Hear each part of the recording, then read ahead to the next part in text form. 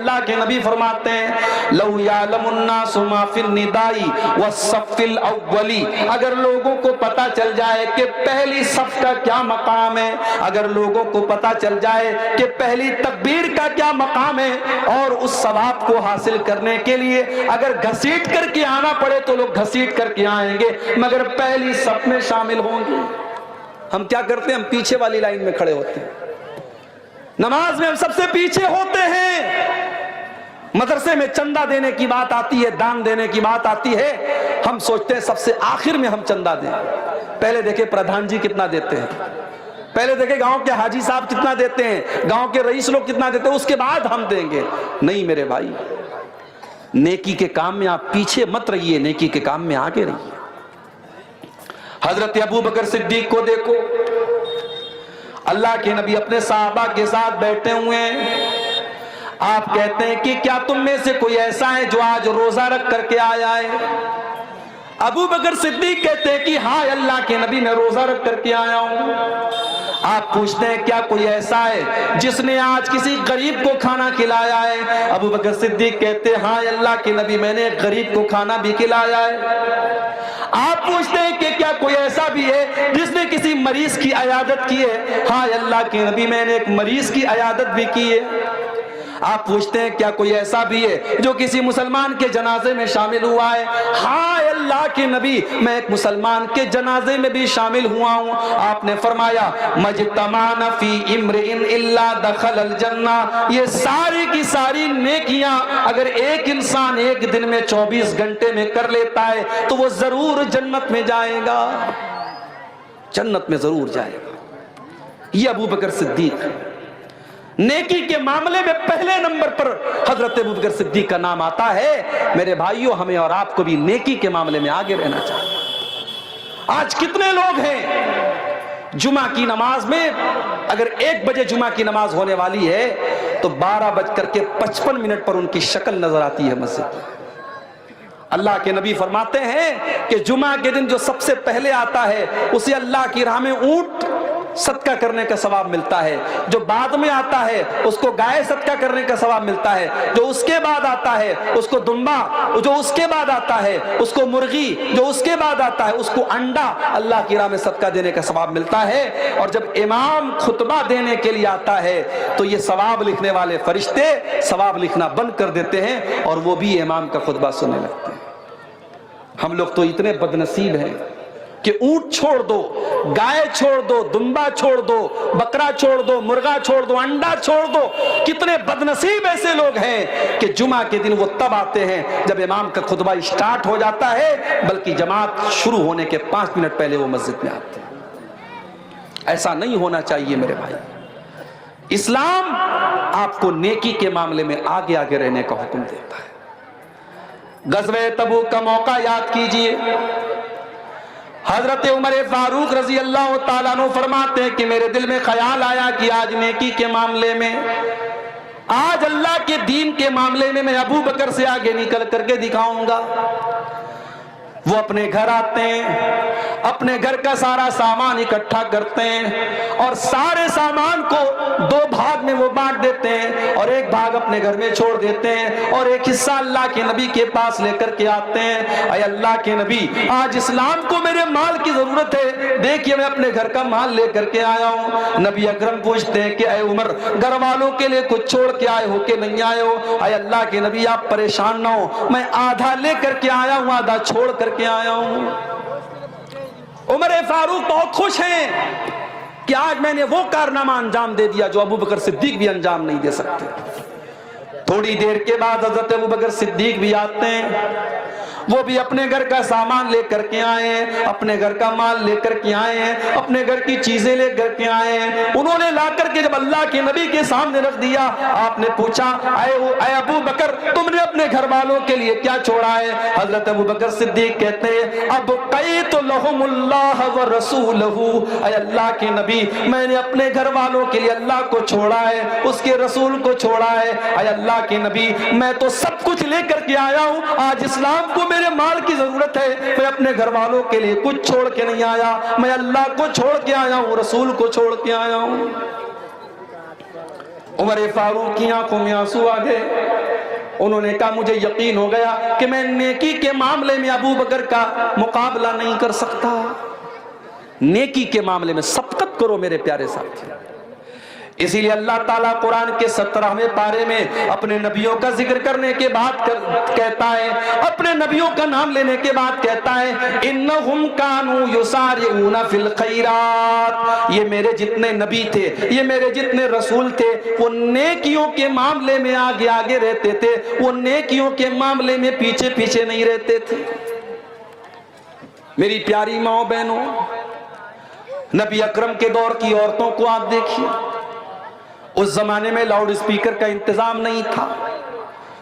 اللہ کے نبی تقریر کرتے تھے, عام طور سے مردوں کے بیچ میں تقریر کرتے تھے, عورتوں کے درمیان آپ کا بیان نہیں ہوتا تھا. ایک مرتبہ کچھ عورتیں آئیں, اے اللہ کے نبی, مرد لوگ آپ کی باتوں کو سنتے ہیں, ہم عورتوں کو تو آپ کی بات سننے کو نہیں ملتی ہے. اے اللہ کے نبی, آپ ہفتے میں ایک دن ہم کو بھی دیجئے تاکہ ہم بھی دین کی باتیں آپ سے سنا کریں. نبی اکرم نے دیکھا کہ ان عورتوں کے اندر دین کو سیکھنے کی طرف موجود ہے. آپ نے الگ سے ہفتے کا ایک دن عورتوں کے لیے طے کر دیا. ہمارے یہاں جلسے میں آپ نے عورتوں کا انتظام کیا ہے, لیکن مسجد میں جمعہ میں ہوتا ہے انتظام آپ کے یہاں نہیں ہے. تراویح چھوڑ دیجئے, تراویح تو سال میں ایک بار ہوتی ہے نا, جمعہ میں کیوں نہیں ہے؟ بنگال میں بھی میں گیا, بنگال میں لوگوں نے بتایا مولوی صاحب ہمارے یہاں زیادہ تر مسجدوں میں عورتوں کا انتظام جمعہ میں نہیں ہوتا ہے. افسوس ہے میرے بھائی, 100 نہیں. آپ اہل حدیث ہیں نا ماشاءاللہ. شیرشاہ آبادی برادری ہی کے لوگ ہوں گے یہاں پہ؟ جی ہم لوگ شیرشاہ آبادی ہیں. شیرشاہ آبادی برادری پوری کی پوری اہل حدیث مانی جاتی ہے. کیا اہل حدیث آپ ہیں؟ آپ کے یہاں کی عورتوں کو دین کون سکھائے گا؟ مولوی صاحب ہفتے میں ایک دن تقریر کرتے ہیں, آدھا گھنٹہ دین کی بات بتاتے ہیں, آپ حضرات سن کے چلے آتے ہیں. گھر کی عورتوں کو کون بتائے گا؟ آج ہمارے گھر کی عورتوں کو بگاڑنے والی ہزاروں چیزیں ہیں. فیس بک ہے, سوشل میڈیا ہے, انٹرنیٹ ہے, تمام دنیا بھر کی چیزیں ہیں. ان کو دین سکھانے کے لیے سال کا ایک جلسہ کافی نہیں ہے, اور جلسے میں بھی بیچاری آتی ہیں, تقریر کم سنتی ہیں, شاپنگ زیادہ کرتی ہیں, بچوں کو لے کے گھوم رہی ہیں, ٹہل رہی ہیں, کوئی ادھر بھاگ رہی ہے, کوئی ادھر بھاگ رہی ہے. آپ جمعہ کی نماز میں عورتوں کے لیے انتظام کیجئے میرے بھائی, انتظام کیجئے. آپ نبی اکرم کے دور کی عورتیں آ کر کے ڈیمانڈ کرتی ہیں, اے اللہ کے نبی آپ ہمارے لیے انتظام کیجئے, ہمیں دین کی باتیں سنائیے. اور اگر آپ نے ایسا انتظام نہیں کیا, حالات بہت برے ہیں میرے بھائی.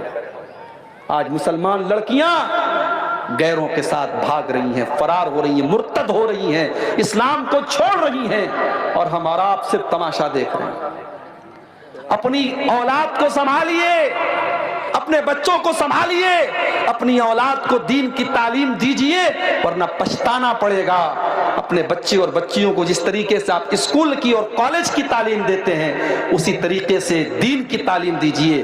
انہیں اسلام کے بارے میں بتائیے, انہیں توحید کے بارے میں بتائیے, ورنہ آگے چل کر کے 10-15 سال کے بعد جو حالات ہوں گے, ہر گھر اور ہر خاندان میں اس طریقے کے کیس ہوں گے, پھر آپ کے پاس حالات کو کنٹرول کرنے کا کوئی راستہ نہیں ہوگا. نیکی کے معاملے میں آگے بڑھیے, پیچھے مت رہیے. حضرت عمرو بن جموح رضی اللہ تعالیٰ عنہ ایک بوڑھے صحابی ہیں, اللہ کی راہ میں جہاد کرنے کی وجہ سے ان کی دونوں ٹانگیں خراب ہو چکی ہیں, عمر بھی 70 سال کے پار ہو چکی ہے. جب ایک جنگ کا موقع آتا ہے, اللہ کے نبی کے پاس ان کے 4 بیٹے ہیں, ان کے 4 بیٹوں نے اپنا نام لکھوایا.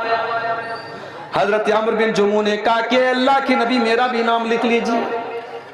بیٹوں نے کہا ابا جان آپ نے ساری زندگی اسلام کی خدمت کی ہے, آپ کی دونوں ٹانگیں اسی میں خراب ہو چکی ہیں. اے ابا جان ہم آپ کی طرف سے جا ہی رہے ہیں, آپ کے 4 بیٹے اللہ کی راہ میں جا رہے ہیں. اے ابا جان آپ گھر میں آرام کیجیے, آپ کی ضرورت نہیں ہے. باپ نے کہا نہیں, ٹھیک ہے میں لنگڑا ہو چکا ہوں, ٹھیک ہے میری ٹانگیں کام نہیں کر رہی ہیں مگر میرے بازوؤں میں آج بھی طاقت ہے، میں دشمنوں کے چھکے چھڑا سکتا ہوں، میں اللہ کی راہ میں جہاد کرنا چاہتا ہوں، تم کون ہوتے ہو مجھے روکنے والے؟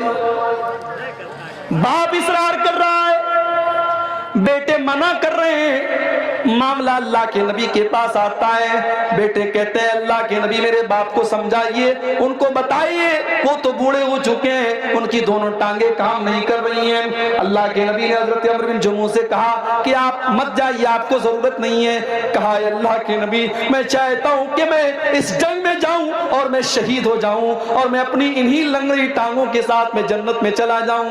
نبی اکرم نے ان کا جذبہ دیکھا، ان کے دل کا جذبہ دیکھا، آپ نے بیٹوں سے کہا جانے دو، ان کو اللہ کی راہ میں جانے کا شوق ہے، ان کے اندر جذبہ جہاد ہے، ان کو روکو مت، ان کو جانے دو۔ چنانچہ جنگ ہوتی ہے اور حضرت عمرو بن جموح اللہ کی راہ میں جہاد کرتے ہوئے اسی حالت میں شہید ہو جاتے ہیں۔ یہ تھے نبی کے صحابہ، نیکی کے معاملے میں آگے آگے رہنے والے۔ ہم اور آپ نیکی کے معاملے میں پیچھے رہتے ہیں، انتظار میں رہتے ہیں کہ ہمیں کوئی جب موٹیویٹ کرے گا، جب کوئی کہے گا تب ہم یہ کام کریں گے۔ میرے پیارے ساتھیوں، نیکی کے معاملے میں آپ آگے بڑھیں۔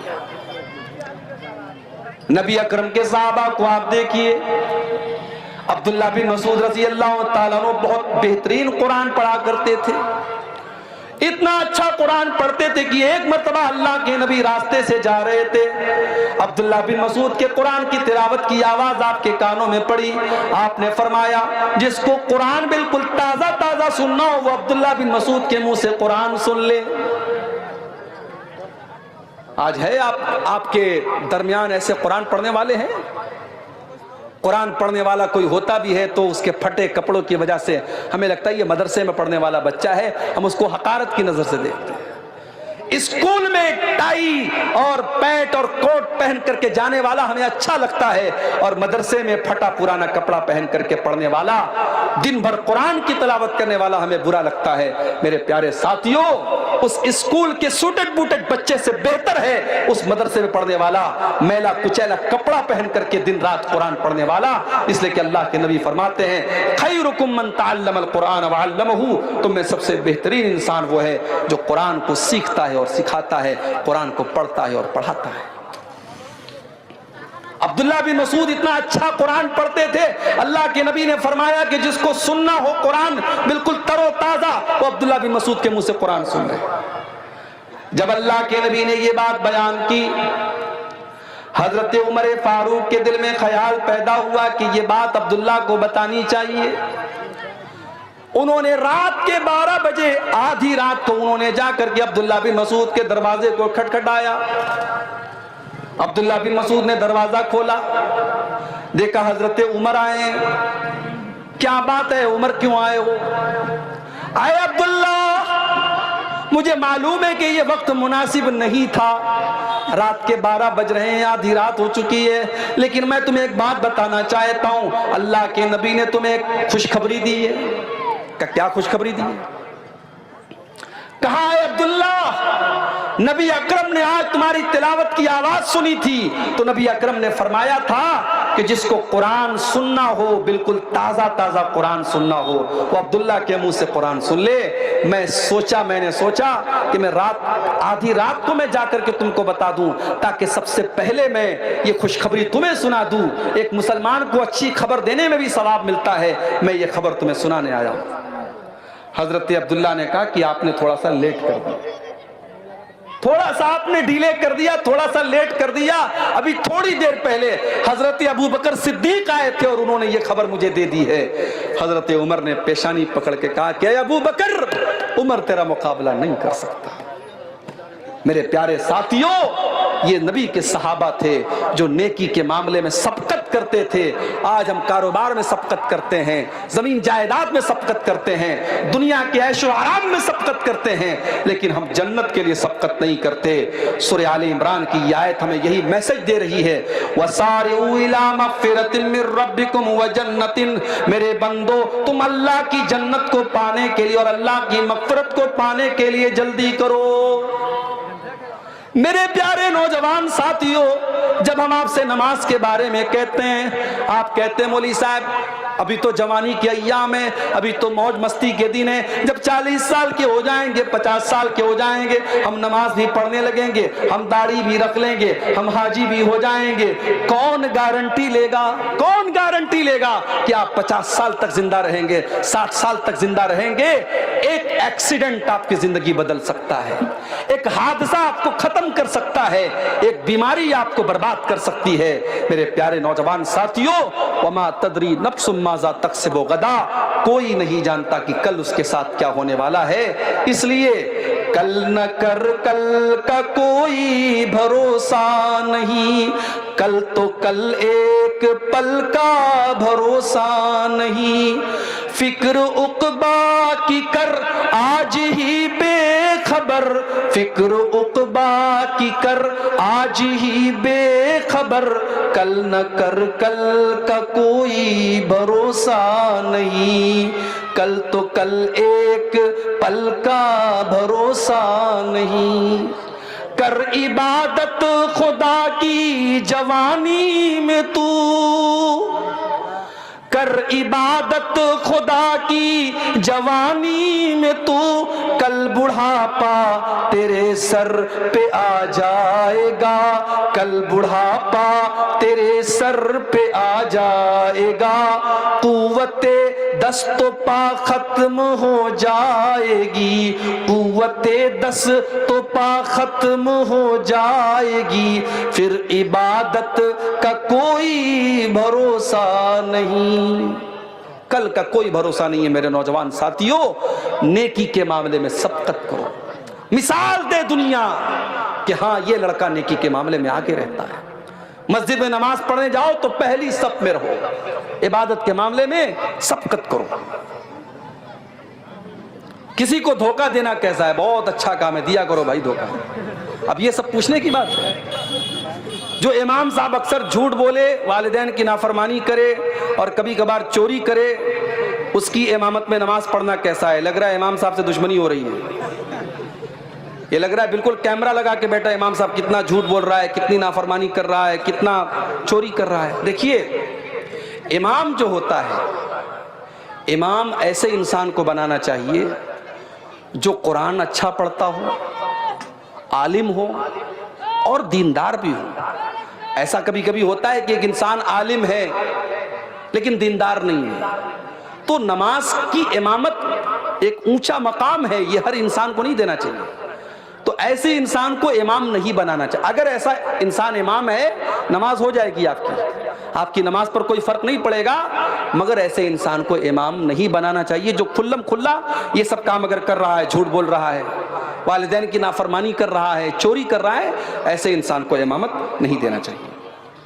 عمر دراز آدمی کا اگر بار بار پیشاب آ جائے اور کپڑا ناپاک ہو جائے، علاج و معالجہ سے بھی مایوس ہو چکا ہو، تو ایسے انسان کو نماز پورا کرنے کے لیے کیا طریقہ اپنانا چاہیے؟ بس سیدھی سی بات ہے، فاتقوا اللہ ما استطعتم، اللہ سے جتنا ڈر سکتے ہو ڈرو۔ جس انسان کو یہ پرابلم ہے کہ اس کا پیشاب رکتا ہی نہیں ہے، قطرہ قطرہ بہتا رہتا ہے، تو اب ظاہر ہے وہ مجبور ہے۔ اگر وہ علاج کرا چکا ہے اور علاج سے بھی کوئی فائدہ نہیں ہو رہا ہے، تو ایسا انسان نماز اسی حالت میں پڑھے گا، لیکن ہاں ہر نماز کے ٹائم وہ نیا وضو کرے گا۔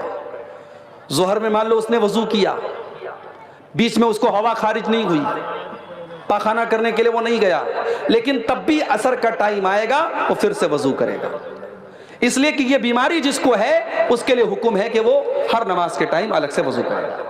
اسی طریقے سے بعض لوگوں کو ہوا خارج ہونے کی بیماری ہوتی ہے، ان کو ہر منٹ پر ہوا خارج ہوتی ہے، وہ ہر طریقے کا علاج کرا چکے ہیں لیکن ان کا مسئلہ حل نہیں ہوتا ہے، تو ان کے بارے میں بھی صحیح مسئلہ یہی ہے کہ وہ اسی حال میں نماز پڑھیں گے، وضو کریں گے اور نماز پڑھیں گے۔ ٹھیک ہے؟ جامع مسجد میں جگہ کی قلت ہے، مسجد کے ارد گرد بھی جگہ خالی نہیں ہے، اس لیے مسجد کو دوسری جگہ منتقل کرنا چاہتے ہیں۔ ایسی صورت میں مسجد کی پرانی زمین کو فروخت کر سکتے ہیں یا نہیں، جبکہ منتقل شدہ مسجد کی زمین صرف 250 فٹ کی دوری پر ہے؟ اب دیکھیے یہ مسئلہ تھوڑا سا پیچیدہ ہے، اس کے بارے میں تحقیق کرنی پڑے گی کہ اب یہ جو سچویشن ہے، جیسے کبھی کبھی ایسا ہوتا ہے کہ مسجد کی جو جگہ ہے وہاں پہ ہائی وے نکل رہا ہے، تو ہائی وے جب نکلتا ہے یا اس طریقے کی کوئی مجبوری آتی ہے تو ظاہر ہے مسجد کو ٹرانسفر کرتے ہیں. تو وہ صورت یہاں پر بھی ایسا لگ رہا ہے کہ اپنائی جا سکتی ہے. جب جگہ کم بھی ہے تو ایسا کر سکتے ہیں، لیکن پھر بھی اس کے بارے میں تھوڑی سی تحقیق کرنے کے بعد ہی جواب دیا جا سکتا ہے. امام کا انتخاب عوام الناس کے ذریعے ہوگا یا عالموں کے ذریعے ہوگا؟